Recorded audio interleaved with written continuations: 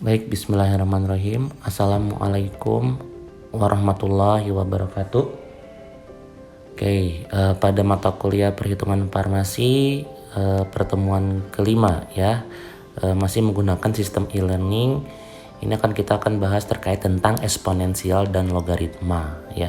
Ini sesuatu yang tidak asing karena sudah dipelajari mungkin pada saat kalian duduk di bangku SMP atau SMA. Kita lihat ya. Oke, eksponensial. Eksponensial itu apa? Ada yang masih ingat? Ya, eksponensial itu ini bisa dikatakan perpangkatan. Jadi berapa pangkat berapa itu eksponensial. Pangkatnya yang berubah-ubah ya, seperti itu. Oke, ini bentuk eksponensial. Bentuk eksponensial tuh misalnya contohnya dituliskan A pangkat N ya. Di mana A ya, A itu sebagai basis. Jadi basis atau kita kenal dengan istilah lain misalnya konstanta atau sesuatu yang tidak berubah-ubah, yaitu disebut dengan A atau basis. A atau basis ini merupakan bilangan pokok di mana A lebih besar sama dengan 2. Jadi minimalnya A dituliskan dengan angka 2 ya, seperti itu. Oke. Sedangkan N-nya sendiri atau yang tadi di atas A-nya itu merupakan eksponen atau pangkatnya. Ya, jadi ini merupakan N-nya itu eksponen atau pangkatnya. Di mana dituliskan N ini merupakan bilangan yang rasional ya. Oke. Jadi masuk di akal gitu ya, bilangan rasional tuh. Ya misalnya kayak 1, 2, 3, 0, sepersekian atau minus, ya itu bisa disebut dengan bilangan rasional. Oke. Nah, ini sifat-sifat eksponen ya. Sifat-sifat eksponen ini ada 8. Ini mungkin banyak banget ya. Apakah ini harus dihafal atau tidak? Tidak. Sebenarnya nanti di bidang farmasi tidak semuanya dipakai ya. Hanya beberapa yang dipakai ya. Ini dipelajarin saja terkait tentang sifat. Contoh saja ini di yang nomor 1. Kalau misalnya basisnya A, gitu basisnya tidak berubah, tapi eksponennya atau pangkatnya ini berbeda.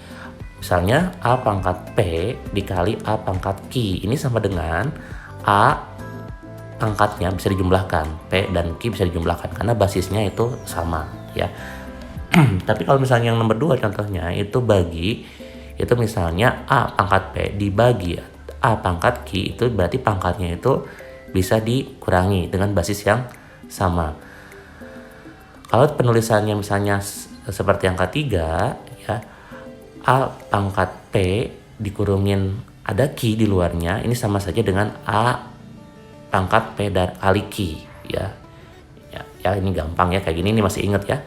Kemudian yang 4 misalnya basisnya berbeda nih, dikurunginnya A dikali B pangkat P, itu sama saja dengan A pangkat P dikali B pangkat P ya. Sedangkan yang nomor 5 misalnya A per B, per itu kan bagi ya, A per B dikurungin pangkat P keduanya, jadi basis yang berbeda ini keduanya eksponennya sama, P itu sama dengan A pangkat P bagi B pangkat P ya. Oke. Kemudian yang keenam A pangkat 0. Nah, basisnya berapapun ya, tapi yang harus lebih besar sama dengan 2 ya. Kalau pangkatnya atau eksponennya 0 itu hasilnya sama dengan 1 ya. Oke. Kalau misalnya A pangkat minus P, nah eksponennya ini negatif ya, minus P, ini sama dengan 1 per A pangkat P. Ini mungkin pernah dipelajari di bab pengenceran ya, pada saat belajar terkait tentang angka lempeng total atau angka kapang kamit. Jadi tulisnya misalnya waktu itu A pangkat minus 1 itu sama dengan sama dengan 1 per A pangkat 1 ya, atau kemarin minus 1-nya itu 10 misalnya, 10 pangkat minus 1 itu sama dengan 1 per 10, atau 10 pangkat minus 2 itu sama dengan 1 per 100 ya, seperti itu. Oke.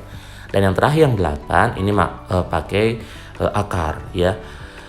A pangkat P akar Q ya, ini sama dengan A pangkat Q per P.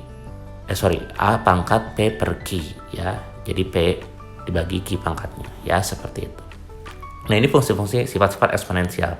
Ini nggak perlu dihafal, kalau misalnya diperlukan ada suatu bentuk eksponen, tinggal lihat saja sebenarnya sifat-sifatnya, ya sifat-sifat eksponennya. Mungkin yang harus dipahami ya ini, yang misalnya contohnya yang A pangkatnya itu minus itu, kemudian A pangkatnya 0 itu seperti apa ya. Yang lainnya boleh tetap harus paham, tapi kalau lupa ingat ya nggak apa-apa lah, nanti bisa balik lagi untuk belajar terkait tentang sifat-sifat eksponen ya. Jadi ini ya sifat-sifat eksponen yang ada 8. Oke, kemudian grafik eksponensial ya. Grafik eksponensial ini mungkin pernah dipelajari juga ya pada saat belajar terkait tentang fase pertumbuhan mikroba. Ada fase eksponensial, masih ingat mungkin ada doubling time ya. Nah, namanya grafik eksponensial, dia grafiknya naik terus ke atas ya. Ya ini contohnya fungsi grafik eksponensialnya ini fx sama dengan a pangkat x ya. Jadi x-nya yang garis horizontalnya ini sebagai pangkat, sedangkan fx-nya ini sebagai sumbu y-nya nanti hasilnya ya, seperti itu. Dimana a lebih besar dari 1, atau tadi ya saya tuliskan a lebih besar sama dengan 2. Jadi minimalnya 2 misalnya a-nya. Nanti grafiknya seperti begini ya, contoh grafiknya. Nah contoh yang lain ini kalau misalnya kayak gambar sebelah kiri ini grafiknya ini disebutnya positif ya. Ininya apa, basisnya ini bilangan yang 1, 2, 3 dari 2 ya, 2, 3, 4 bukan per peran gitu. Nah kalau misalnya basisnya itu berupa per peran atau 0, sekian itu nanti grafiknya itu cenderung ke sebelah kiri ya. Jadi itu kan negatif ya, sebenarnya pangkatnya itu nanti negatif. Kalau misalnya 1/5 pangkat x itu sama dengan kan 5 minus 5 pangkat minus x gitu. Jadi pangkatnya itu negatif, itu berarti grafiknya cenderung ke kiri. Tapi kalau misalnya pangkatnya itu positif, itu cenderung ke kanan ya. Jadi contohnya yang y-nya basisnya 5 pangkat x, berarti ada nanti dia cenderung ke kanan, itu yang warna merah, yang gambar sebelah kanan ya. Oke. Nah kalau misalnya ya intinya di gambar yang sebelah kanan itu kalau pangkatnya positif dia cenderung grafiknya dari kiri ke kanan, kalau pangkatnya negatif dia cenderung dari kanan ke kiri, itu intinya ya, seperti itu. Oke, nah sedangkan itu eksponensial ya. Nah kalau logaritma itu apa ya? Dia selalu dipasangkan antara eksponensial dan logaritma. Nah kalau logaritma itu merupakan inverse atau kebalikan ya. Jadi inverse itu atau kebalikan dari pemangkatan atau eksponen. Jadi ini kebalikan dari pemangkatan atau eksponen, disebut dengan logaritma ya. Oke, nah dengan mempelajari logaritma ini kita bisa mencari besar pangkat ya, besar pangkat dari suatu bilangan yang diketahui hasil pangkatnya. Jadi misalnya kita mau mencari pangkatnya berapa nih, atau misalnya kalau tadi dari eksponen tuh x-nya itu berapa, tapi jumlah pemangkatannya itu harus diketahui besarannya ya, seperti itu. Bisa dipakai dengan fungsi logaritma ini ya, seperti itu. Oke, nanti ada contohnya. Nah ini misalnya pemangkatan yang tadi yang dipelajari sebelumnya di eksponen, A basisnya ya, pangkat B pemangkatannya itu B sama dengan C itu hasil pemangkatannya ya. Nah yang maksudnya diketahui hasil pemangkatannya itu C-nya diketahui ya, A-nya basisnya pun diketahui. Yang bisa dicari dengan fungsi logaritma itu B-nya, misalnya pangkatnya atau eksponennya ya. Oke, jadi bisa mencari besar pangkat atau eksponennya. Dan dengan cara apa? Dari A pangkat B sama dengan C ya, itu dimana A-nya itu basisnya itu lebih besar daripada 0 dan tidak sama dengan 1 tadi, atau minimalnya harus 2 ya, lebih besar daripada lebih besar sama dengan 2. Oke, nah ini ya bisa diturunkan dengan fungsi logaritma seperti ini. Kalau A pangkat B sama dengan C, ini sama dengan juga kalau dengan fungsi logaritma A-nya itu dipangkatin ya. A yang di atas, A log C sama dengan B ya. A log C sama dengan B ya. Jadi kita bisa mencari B-nya ya. B-nya itu berarti apanya? Pangkatnya ya. Jadi basisnya itu sebagai A yang jadi di belakang log ya, A log, yang C-nya hasil pemangkatannya, jadi dilogkan A log C sama dengan B ya, seperti itu.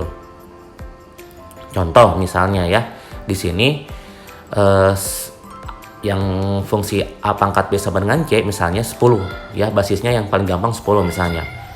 10 B-nya pangkatnya 2 misalnya. 10 pangkat 2 sama dengan C-nya berarti kan 100 ya. Berarti di sini kalau dirubah ke sini ya, 10 log 100 itu berapa ya? Berarti A-nya itu 10 log C-nya itu 100 ya, besarannya udah tahu ya, besaran pangkatnya sama dengan pangkatnya berapa? B-nya. Nah, B-nya yang di fungsi log itu jadi sama dengan 2 ya, seperti itu. Kayak ini sifat-sifat logaritma seperti eksponensial, dia ada 8 juga ya. Ini banyak juga, contohnya yang satu A log dikurung B kali C, ini sama dengan A log B ditambah A log C ya. Jadi A lognya ini sama ya. Oke, A log B dibagi C per B per C ini sama dengan A log B dikurangi A log C ya. Oke, kalau misalnya ada yang nomor 3 A log B pangkat M, M-nya itu turun, jadi M kali A log B ya. Nah, ini yang biasa dipakai ya.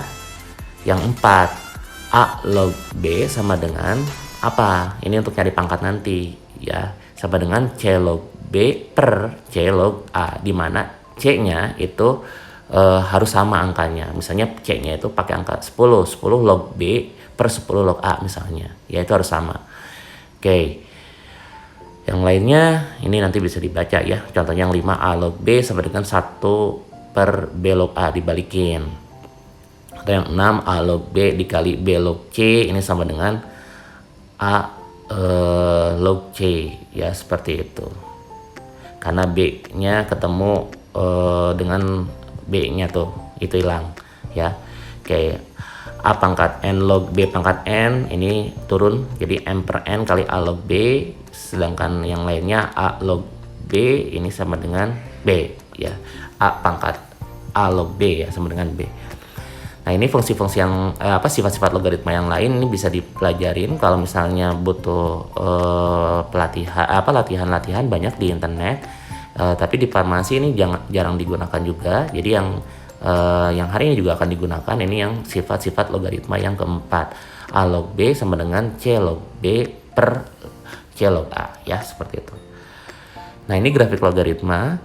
Ya, jadi grafik logaritma kalau misalnya yang positif yang cenderung ke atas ya, dengan fungsinya y sama dengan atau fx sama dengan a log x ya, a log x, di mana a-nya itu lebih besar daripada 1 nanti ya, grafiknya cenderung ke kanan atas.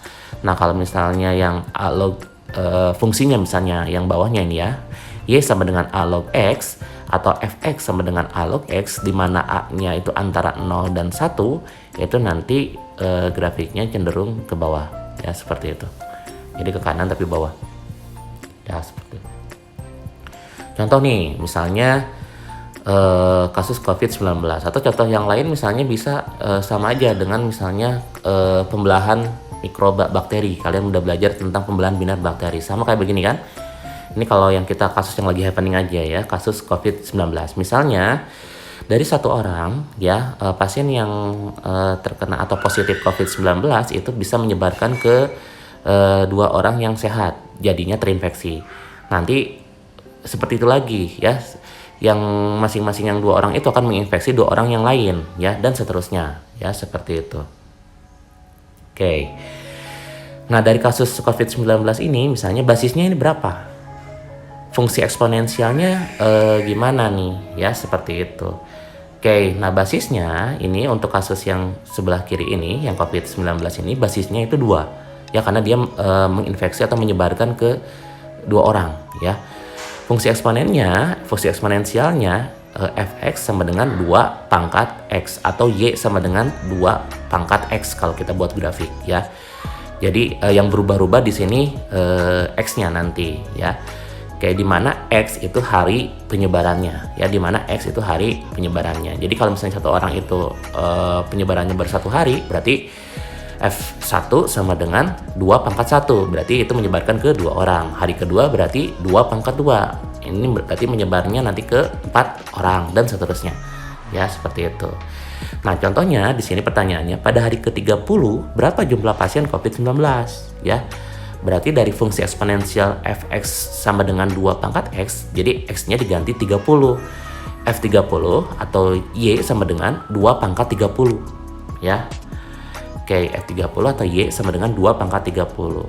Kalau kita pakai kalkulator, pakainya kalkulator, ya, ini sama dengan 2 kali 2 kali 2 kali 2 kali 2 sampai 30 kali, ya. Oke. Ya, 2 kali 2 kali 2 kali 2, bukan 2 kali 30, ya. 2 kali 2 kali 2 kali 2 kali 2 sampai 30 kali. Itu nanti hasilnya kalau menggunakan kalkulator itu 1.73.741.824, ya. Selama 30 hari. Kalau ini hitungan matematis dengan grafik eksponensial, tanpa misalnya dengan sekarang yang kita lakukan physical distance atau belajar di rumah, bekerja di rumah atau apapun itu sekarang, atau istilahnya PSBB atau yang orang luar lockdown. Ini bisa sampai seperti ini angkanya, ya, karena penyebaran virus itu bisa terjadi grafik eksponensial, ya, seperti itu. Oke. Nah, contoh dibalikin dengan kasus yang sama, pada hari keberapa untuk mencapai jumlah positif COVID-19 sebesar 10.000, ya. Jadi ini yang dicari pangkatnya, ya, dengan fungsi apa tadi kalau misalnya mencari pangkat dengan jumlah pemangkatannya ini bisa diketahui, ya, 10.000. Pangkatnya berapa atau hari keberapa ini dengan fungsi logaritma, ya. Oke. Dengan fungsi yang tadi 2 pangkat x sama dengan 10.000. Kalau kita masuk ke logaritma berarti 2 log 10.000 sama dengan x. Ini yang dicari pangkatnya kan? 2 log 10.000 sama dengan x, ya. Jadi nanti dicari, ya, 2 log 10.000 dibagi log 2, ya. Ya, yang baris ketiga log 10.000 dibagi log 2. Tadi kan dengan fungsi logaritma A log B, ya, itu sama dengan log B per log A atau log B dibagi A. Jadi kalau ada 2 log 10.000 berarti log 10.000 dibagi log 2 itu sama dengan X. Nanti X-nya dapat 13,29 hari, ya. Nah, ini juga menggunakan kalkulator, ya, untuk menghitungnya. Jadi dalam waktu 13,29 hari pasien COVID yang positif itu sekitaran 10.000. Ya, seperti itu. Oke, ya. Ini harus latihan, ya, biar nanti bisa untuk terbayang untuk mengerjakannya, ya. Nanti soal-soal latihannya itu ada di bagian tugas, ya. Di bagian tugas itu ada soal-soal latihan, ada 5 soal latihan. Nah, tolong dikerjakan kemudian diupload lagi dalam bentuk PDF. Tapi yang di bagian tugas itu ini karena judulnya hanya latihan, tidak masuk ke dalam poin penilaian tugas, ya. Tapi di sini saya hanya melihat atau hanya ingin mengetahui siapa yang mengerjakan latihan atau siapa yang tidak mengerjakan latihan. Jadi itu masuknya ke arah absensi, kan, karena kalian misalnya mengerjakan tugas, upload tugas itu absennya centang kan, hijau kan, ya, seperti itu. Jadi silakan kerjakan, nanti silakan upload benar atau salah itu urusan nanti, gitu, ya. Jadi latihan dulu. Oke, atau misalnya untuk informasi-informasi pembelajaran terkait eksponen dan pangkat ini banyak juga di internet. Kalau misalnya mau menambah pembendaharaan, ya, seperti itu. Oke, baik. Mudah-mudahan apa yang disampaikan bisa dipahami, ya. Tidak terlalu banyak yang saya sampaikan terkait eksponensial dan logaritma, ya. Terima kasih atas perhatiannya. Assalamualaikum warahmatullahi wabarakatuh.